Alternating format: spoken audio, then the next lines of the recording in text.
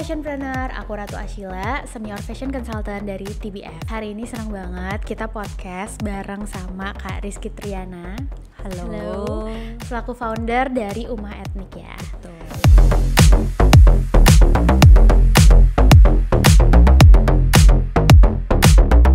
Sebelumnya, aku mungkin bacain dulu untuk breaking newsnya ya. UNESCO telah menetapkan batik sebagai warisan kemanusiaan untuk budaya lisan dan non-bendawi atau masterpiece of the oral and intangible heritage of humanity sejak 2 Oktober 2009. Sejak saat itu, 2 Oktober ditetapkan sebagai Hari Batik Nasional. Batik yang semula dikenal kuno, kini kembali naik daun terutama dengan adanya tren berkain, yang membuktikan bahwa pakaian tradisional tetap dapat eksis di zaman yang modern ini. Oke, halo Kak Kiki. Hai. Oke, boleh dikenalin dulu ke para fashionpreneur nih? Oke, nama aku Kiki.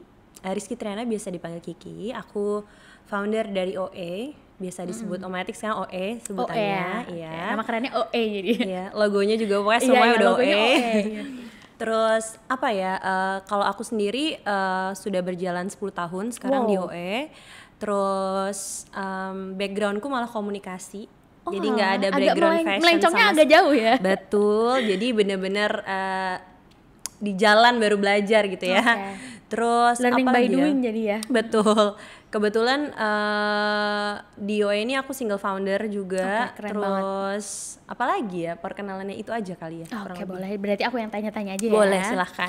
Monggo. Oke, boleh diceritain Kak tentang brand Uma Ethnic ini?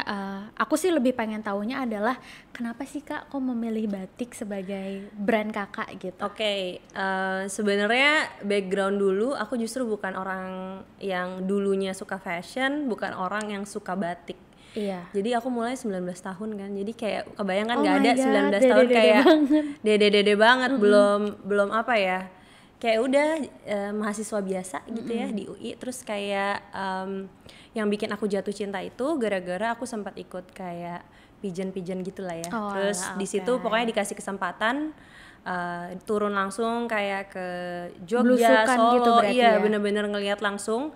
Dan itu pertama kalinya aku ngeliat tuh gimana batik dibuat, dan itu aku lumayan jatuh cinta karena gila ternyata susah banget dan ternyata indah banget kalau dibikinnya benar. Karena selama ini tuh pengetahuan aku tentang batik tuh kayak ya udah gitu di aja gitu. ITC, yang ada di Tanah Abang, yang jadul batik, banget berarti ya. Iya, batik ya udah kolot gitu. Karena mungkin karena aku masih kecil waktu itu ya. Jadi kayak dulu kan zamannya Parang Kencana, Iwan Tirta. Ya nggak mungkin aku yang anak di OG banget gitu nggak ya. mungkin aku datang ke situ terus lihat indah banget nih batik gitu, paham kan? Ngerti. Jadi knowledge aku lumayan sempit, dan saat ngelihat langsung aku ngelihat kayak gila ini indah banget, tapi teman-teman gue di Jakarta kayak nggak ada yang punya experience yang sama kayak gue ya, menikmati keindahan ini. Itu satu. Yang kedua, di situ tuh udah pada tua-tua kan waktu itu 2012 lah gitu, dan kayak dia bilang susah banget nih untuk pass ke generasi selanjutnya karena emang ya udah nggak keren lagi ngerasanya. Terus ya gapnya lumayan jauh sih waktu itu. Kalau sekarang kan udah keren banget kan kalau pakai etnik sama sneakers nih bisa. Tapi kalau dulu tuh kayak aku ingat masih banget, yang kaku banget gitu banget ya, aku pakai batik ke kampus tuh bener-bener kayak batik banget loh hari ini gitu. Iya. Sedangkan sekarang kan ya udah gitu. Formal Orang banget ke kantor ya. tenun malah gue pengen beli lo yang mana nih, di mana belinya gitu kan. Jadi aku ngerasa kayak ada potensi di mana kayak kenapa nggak gue bikin tapi yang menurut visual gue bagus. Jadi kayak ya kalau orang anak muda kan nggak bisa ya dikasih tahu kayak batik tuh bagus karena itu susah banget, pakainya pakai ini gini-gini. Orang nggak masuk ya. Tapi kalau kece, keren, di stylingannya bagus, nggak usah diomongin juga mereka malah kayak pengen sendiri. Iya gitu. Jadi itu kenapa dibikin Uma Ethnic. Oke, jadi sebenarnya komplimen untuk market yang seumuran yang lebih muda gitu ya Kak? Tadinya. Sampai aku sekarang udah nggak muda lagi juga gitu ya. Cuman awalnya tuh bener-bener sesimpel itu sih. Aku ngerasa kayak gue bisa bikin sesuatu yang bisa bikin impact sekecil-kecilnya kalau gue at least berusaha ya. Aku dulu juga nggak tahu itu bakalan lama panjang karena aku masih kecil itu lagi ya. Jadi ya udahlah gue coba dulu untuk kayak mempercayakan mataku untuk menjadi kurasinya para pengrajin, untuk dibikin desain yang bagus dan dijual ke kota-kota yang orang-orang di kota besar gitu ya. Oke. Keren banget. Nah, sekarang kan kita udah lihat ya Kak, banyak sebenarnya brand-brand yang brand batik dan lain sebagainya. Banget ya. Tapi boleh diceritain nggak Kak, dijelasin ke audiens juga, apa sih yang jadi ciri khasnya OE ini? Oke. Nah, karena mungkin kalau ngelihat kompetitornya OE juga sekarang, rata-rata tuh Indonesia banget. Nah, justru OE itu USP-nya malah kalau kamu misalnya ke toko gitu ya, ke tempat kita, itu malah modern banget. Jadi salah satu-satunya sesuatu yang Indonesia banget di OE adalah fabriknya, cerita dari koleksinya dan lain-lain. Tapi visual kita bener-bener modern banget, clean, estetik. Jadi bukan yang kalau teman-teman ingat etnik tuh kayaknya jadul gitu, jadul, kayu gitu kan. Nah, di OE tuh enggak banget. Kalian bisa ke Asta tuh lihat bener-bener displaynya bener kayak modern banget. Terus pada banyak yang bilang OE itu Indonesia timeless. Jadi ada yang punya OE itu dari 7 tahun yang lalu masih dipakai hari ini dan masih relevan. Jadi emang kita bukan yang following the trend gitu. Tapi berarti secara kualitas dan juga secara desain ya Kak? Betul, Karena kan kita bikin yang terlalu lama juga klasik, kadang banyak yang bolong segala macam. Enggak, kita benar-benar udah pikirin juga. Terus cuttingnya juga cutting yang klasik gitu ya. Jadi kayak bisa di mix and match dan lain-lain. Dan ada keyword lagi namanya versatile. Biasanya kalau customer OE ngerasa kayak baju OE itu bisa dipakai holiday, bisa dipakai ke kantor, bisa dipakai, bahkan kita punya loungewear juga. Jadi kayak ya mereka mempercayakan pakaian etiknya mereka udah di OE pasti ada gitu. Jadi sebenarnya it depends on gimana dia mau nge-style-nya juga ya. Betul. Keren banget. Nah, terus ada nggak Kak dari kota tertentu atau daerah tertentu yang dijadikan ini tuh desainnya OE tuh dari daerah ini banget nih. Kalau batik kan biasanya gitu kan kayak Cirebon udah ada atau lain sebagainya gitu. Nah di OE sendiri kan karena kita tuh Indonesia on everyone. Sama etnik tuh kita nggak cuma batik sebenarnya, kita ada batik dan tenun. Ada dua fabric itu. Kalau tenun kita kebanyakan dari tenun Jepara, kalau batik kita dari batik Pekalongan. Tapi Pekalongan kita lumayan jarang dan nggak ada yang pakai karena kita tuh pakainya tuh cap plus painting. Jadi ada usapan lukisnya. Jadi itu lumayan jadi USP kita juga sih kalau di etnik ya, jarang yang pakai soalnya. Itu berapa lama Kak waktu produksinya? Itu kan ada berarti banyak tahap ya, ada lukis, ada cap gitu. Di awal itu lama banget sih, tapi kan kita juga berhubungan dengan pengrajin tuh juga bertahun-tahun ya. Maksudnya kita juga bantu mereka untuk develop, untuk bukan mempercepat doang tapi memperbanyak juga karena makin gede OE juga makin gede juga butuh supply dari mereka. Cuman overall bikin mungkin sekitar sebulan kali ya untuk bikin develop satu macam fabric gitu. Oh my god, lama juga ya sebenarnya. By the way kita launching sebulan sekali, jadi dibayangin timeline kita lumayan peak dan parah. Dan ini alhamdulillah lancar sih so far. Ya setelah trial error banyak ya pastinya gitu. Berarti itu 1 bulan sekali tuh boleh tahu nggak Kak kayak ada berapa SKU yang dikeluarin sama OE? SKU-nya tuh sekitar kayak 12 sampai 15 per launching, tapi itu udah mix ya kayak pakaian dan aksesoris. Terus apa ya?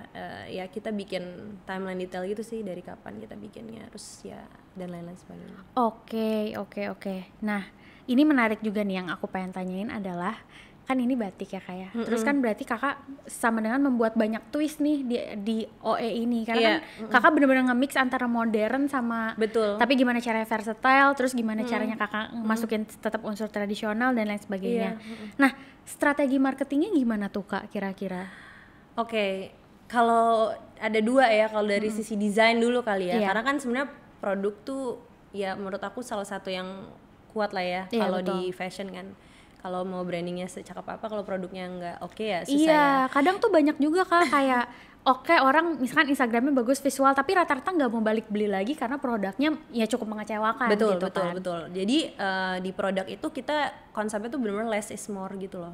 Karena sebenarnya kalau kita combining kayaknya ribet ya. Sedangkan kita ribet tuh karena kita mau masukin semua elemennya tanpa kayak mau terbuka sama ngebalancing semuanya. Jadi kayak apa yang kita lakukan adalah kayak akhirnya kita udah menemukan nih, misalnya instead of sesimpel daripada bikin pola baru dari nol, kita kerja sama pengrajin untuk kita kurasi motif mana nih kira-kira yang paling masuk sama kita, lalu kita inovasi bisa dari sisi motifnya yang kita kurangi atau kayak warnanya yang kita adjust jadi lebih tone down gitu. Jadi biasanya kalau di OE tuh jarang banget yang pun kita warna yang cerah itu biasanya kita lumayan apa ya, redup lah pokoknya, bukan muted apa ya, gitu ya, jadi lebih tenang gitu ya bahasanya. Jadi kita bukan yang festif banget gitu kalau sisi motif, sehingga itu kenapa juga kita ada alasannya, karena kita riset semua customer kita itu sukanya tuh lebih sesuatu yang minimalis, sesuatu yang gampang di mix and match.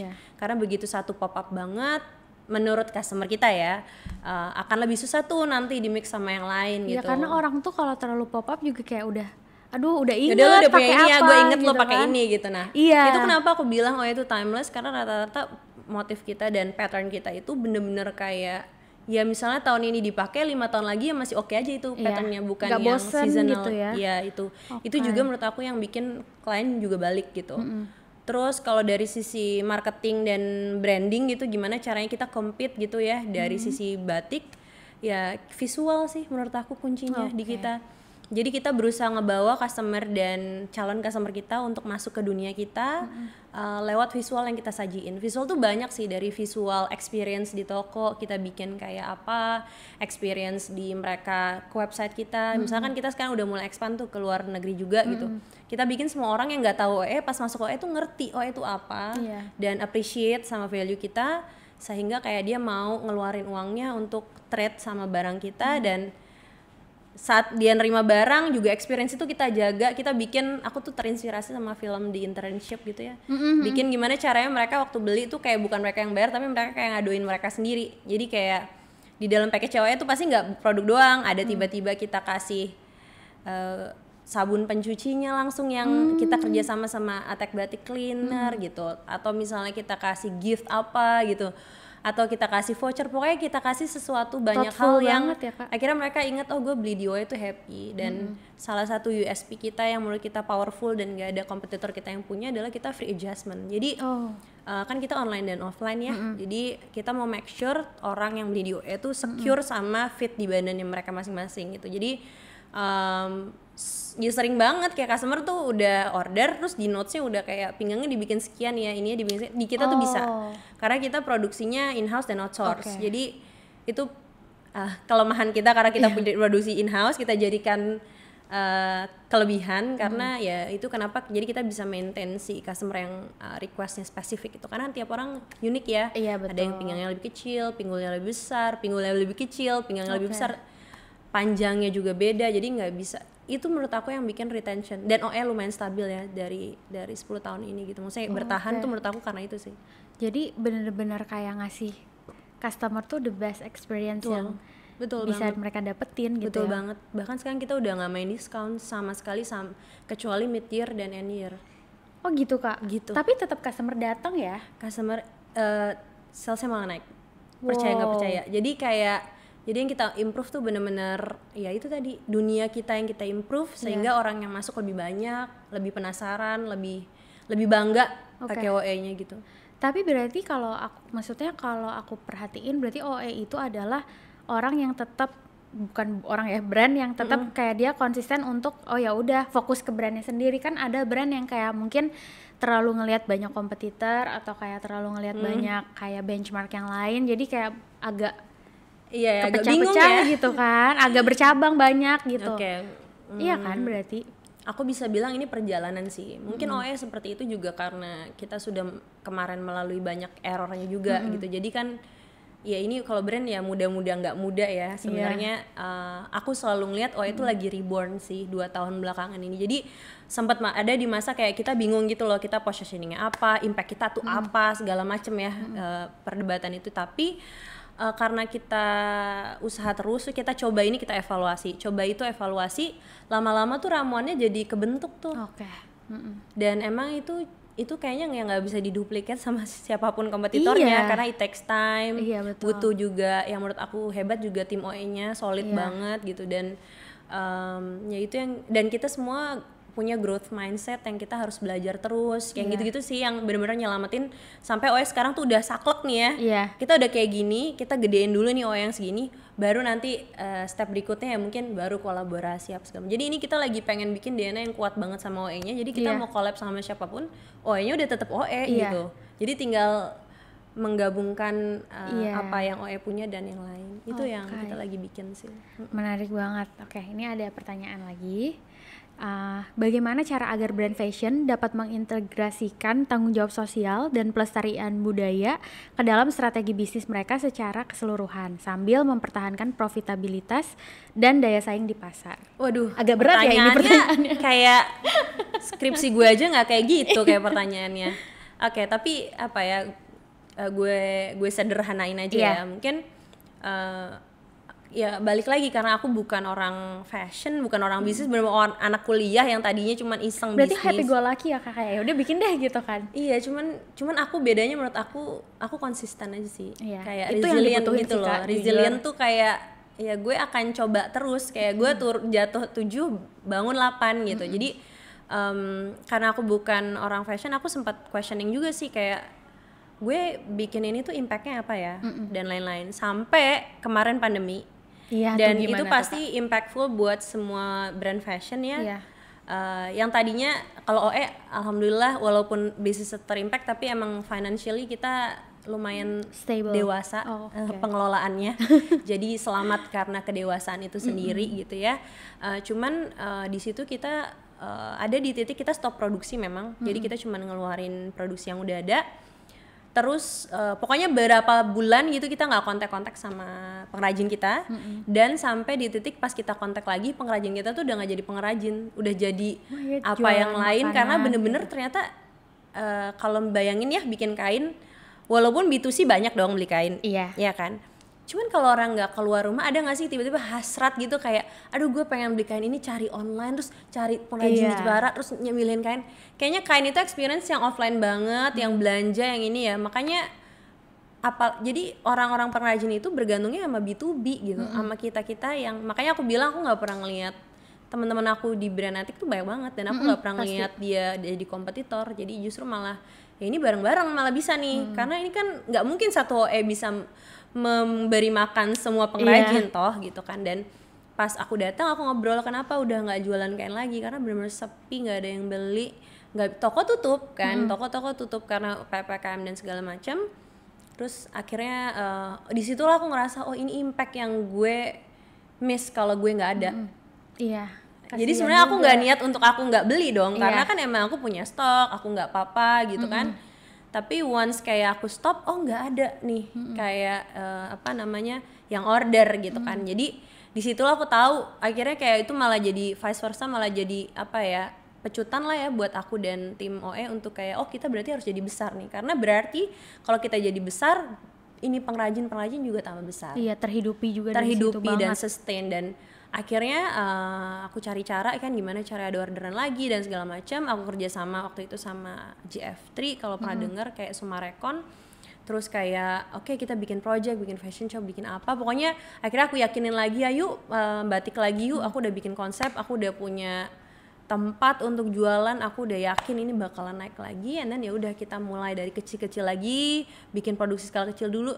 Nah sekarang mereka udah full time lagi, bahkan ini lebaran aja aku hampersnya banyak banget di pengrajin saking mereka maksudnya kayak appreciate lah apa yang orang lakukan. Dan itu kayaknya yang aku jadiin apa ya motivasi sosial ya di OE sekarang karena aku tahu ya walaupun kita nggak nyumbang apapun tapi OE-nya besar itu udah pasti naikin bermakna semuanya. banget itu buat mereka Kak. Gitu.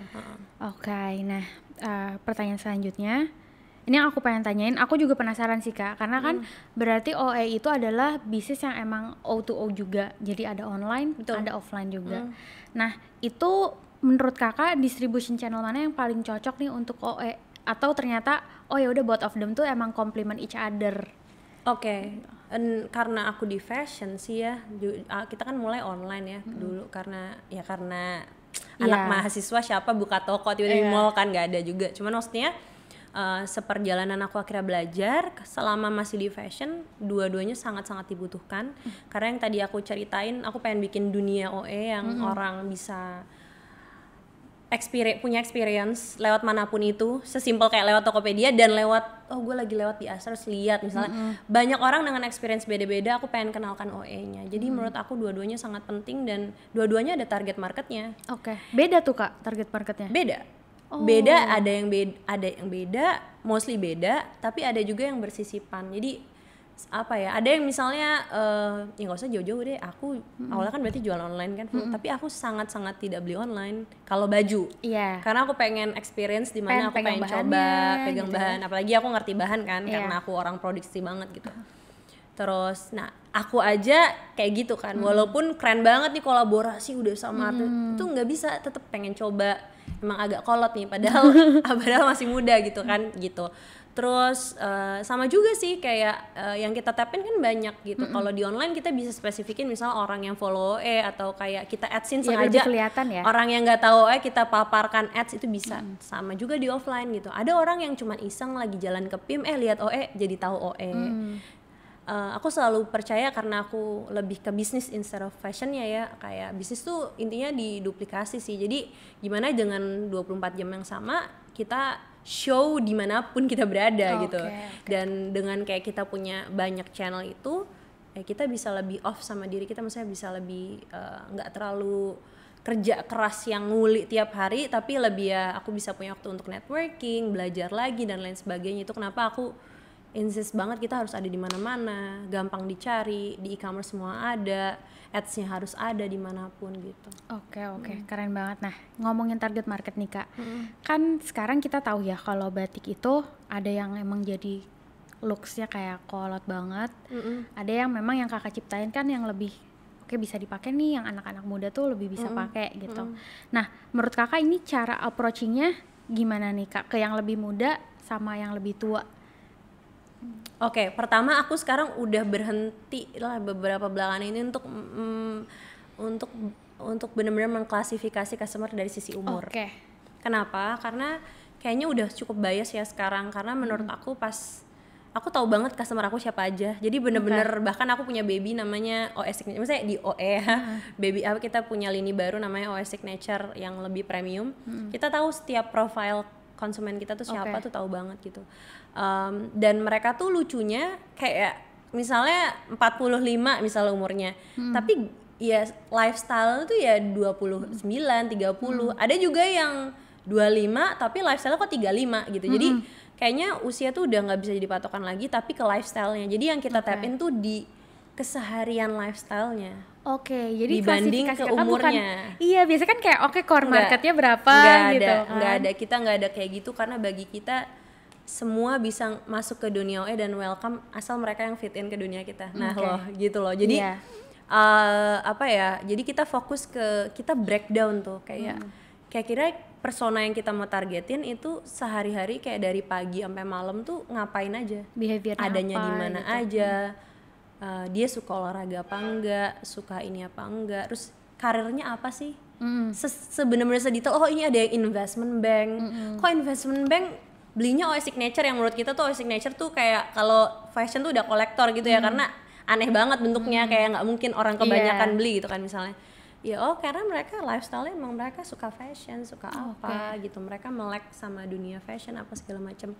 Jadi itu sih yang kita tap in, dan gimana caranya begitu kita tahu tuh breakdown, jadinya kan kita bisa bikin sesuatu yang di sela-sela keseharian mereka itu, yang kita tap in di kehidupannya mereka, jadi tanpa effort gitu mereka akan melihat kita gitu. Karena kita udah tahu mereka sehari-hari ngapain gitu. Iya, udah jadi match gitu ya. Udah akhirnya match gitu. Terus kita bikin aktivasi misalnya yang mereka suka gitu. Kita bikin isu sesimpel di story itu, kita udah nggak jualan semua 100%. Ya kita naikin isu yang mereka suka. Kita sharing sesuatu yang kira-kira beneficial buat mereka gitu. Jadi udah tentang gitu sih ke customer, udah benar-benar nggak jualan. Wah, keren banget. Itu keren banget loh Kak, udah bisa di titik nggak jualan lagi di IG ya, karena kita percaya kalau kitanya bisa dipercaya, dan tadi ya kualitas produknya kita naikin terus, itu pasti akan nggak usah terlalu effort tuh orang nyampe udah pasti tahu gitu ya. When you know gitu kan katanya kan gitu kurang lebih. Keren banget nih. Aku mau tanya nih Kak, kan sekarang kita tahu ya ada tren namanya #berkain. Nah itu tanggapan Kakak terhadap tren itu gimana Kak? Aku sih suka banget ya, bangga banget gitu. Even OE juga berusaha berpartisipasi juga kan, karena kan itu kayak panggilan kan buat orang-orang yang di tradisional di etnik inilah brand ya. Cuman di kita ya balik lagi DNA kita apa kan, emang OE itu ready to wear ya. Jadi OE itu pertama bukan apa ya, bukan desainer kain, terus kita ready to wear. Jadi insight-nya orang customer OE itu malah kayak gue mau pakai barang etnik yang gak ribet. Tapi ribet kelihatannya, bingung gak? Iya. Kelihatannya ribet tapi nggak ribet. Dipakainya ya nggak ribet gitu. Jadi OE tuh selalu bikin yang asimetris, drapery, tapi nggak ribet sama sekali makainya. Nah kurang lebih kayak gitu. Sama kalau dengan kain, jadi kita ada SKU yang skirt itu yang lilit skirt gitu ya, yang emang ready to wear, udah tinggal pakai resleting doang gitu. Dan pas kita launch itu ya jadinya sangat-sangat diterima sama customer kita, karena ya gue nyari ini nih dibanding gue mesti beli kain terus gue mesti lilit diri gue. Ada sih yang bisa kayak gitu, tapi ya karena customer itu kebanyakan tuh sehari itu kerja, apa yang mobilitas lumayan tuh tinggi, aktif gitu kan, menurut mereka nggak oke lah untuk mereka pakai kain gitu, dan nggak apa-apa kan, jadi ada yang milih silahkan kalau ada yang jual kain gitu. Kalau di OE kita ready to wear sih, jadi itu yang kita bikin akhirnya dari campaign itu ya. Keren banget nih. Ini masuk ke pertanyaan terakhir ya Kak ya. Ada nggak hal yang mau disampaikan ke teman-teman fashionpreneur dari Kak Kiki? Silahkan. Waduh, apa ya? Berat ya kalau ini. Iya nih, mungkin apa yang aku pelajarin dari 10 tahun OE itu lebih apa ya, lebih ini klise lagi, bener-bener belajar terus dan kayak ya jadi gelas kosong terus aja. Karena kayaknya yang bertahan tuh yang adapt ya. Jadi kayak kalau kita ngerasa kayak gue udah jago di sini, atau gue udah lama, atau gue udah udah sampai sini deh, itu justru kayak awal dari keruntuhan semuanya. Jadi buat aku, dan ini yang kita amini ya dari tim OE-nya juga, emang kita harus improve terus deh, dan kita benar-benar harus jadi orang yang paling peka sama perubahan dari konsumen. Jadi kayak kemanapun mereka bergerak ada gitu, ngerti kan gitu. Jadi itu sih yang kita amini gitu. Terima kasih banyak Kak Kiki. Sama-sama. Ini terakhir banget, ada quick question. Jadi jawabnya yang cepet aja, nggak usah mikir. Nah, yang pertama, nggak usah mikir tuh jadi mikir malahan ya. Cepet gitu. Yang pertama adalah, apakah motif batik favorit dari kakak? Parang. Parang, Parang ya? Parang, aku parang banget. Tapi parangku tuh spesifik. Aku suka parang yang minimalis, bukan yang coklat yang heboh-heboh gitu. Tapi aku ada parang yang tone down, yang gede gitu, yang bagus banget. Menurut aku itu motif yang bagus, cantik banget itu. Nah, berarti makna dari si motif parang itu apa Kak? Parang itu biasanya tuh kan dipakai sama kayak yang di raja-raja gitu kan. Jadi sebenarnya itu simbol kayak oldies banget sebenarnya parang tuh loh. Gue tuh sebenarnya old soul banget, tapi emang ya karena emang di surrounding by orang-orang modern dan apa yang aku harus kayak adapt nih gitu. Balik lagi adapt lagi. Iya, karena kan kita jualan bukan jual diri kan, jual brand ya kan gitu. Jadi aku suka banget parang sebenarnya, karena itu symbolize ini kan kayak keberanian, kekuasaan, terus juga kebijaksanaan. Jadi kayak bahkan orang biasa tuh nggak boleh pakai parang sebenarnya gitu. Ya ampun. Menurut aku itu wisdomnya bagus gitu. Makanya aku rada shock. Iya. Sumpah ya emang kocak. Terus selanjutnya, promosi online atau promosi offline? Dua-duanya, aku nggak bisa milih kalau hari ini. Dua-duanya sih. Karena benar-benar dimanjain banget customer OE tuh sebenarnya loh. Iya, nggak apa-apa. Aku suka memanjakan customer, makanya dia balik lagi. Kayak kita dipijat aja suka kan? Iya benar. Balik lagi. Ya udah itu. Nah ini, batik untuk acara formal atau batik untuk acara casual? Aduh, gue juga itu dua-duanya lagi. Iya, gue lebih sering podcast aja hari ini outfitnya ya ampun, gue lebih sering banget. Soalnya gue lebih sering casual karena ya, tapi buat aku formal ya. Ini aku beneran ya terjadi ya.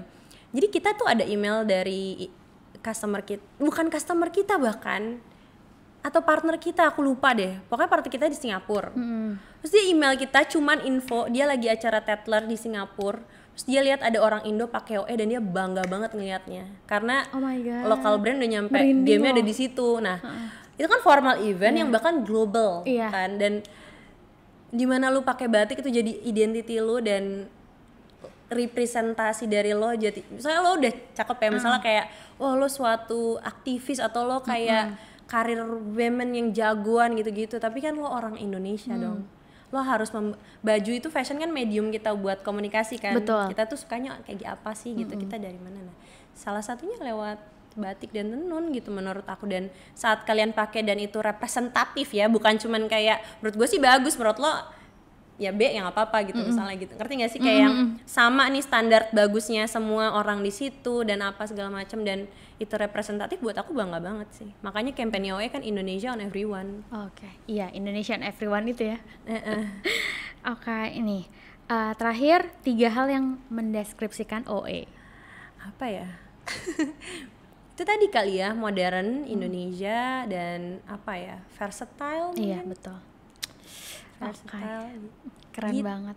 Bermakna banget loh ya podcast hari ini. Terima kasih banyak Kak Kiki atas waktunya. Jangan kapok main ke TBF. Terima kasih. Oke, kalau gitu aku mungkin tutup dulu untuk podcast hari ini.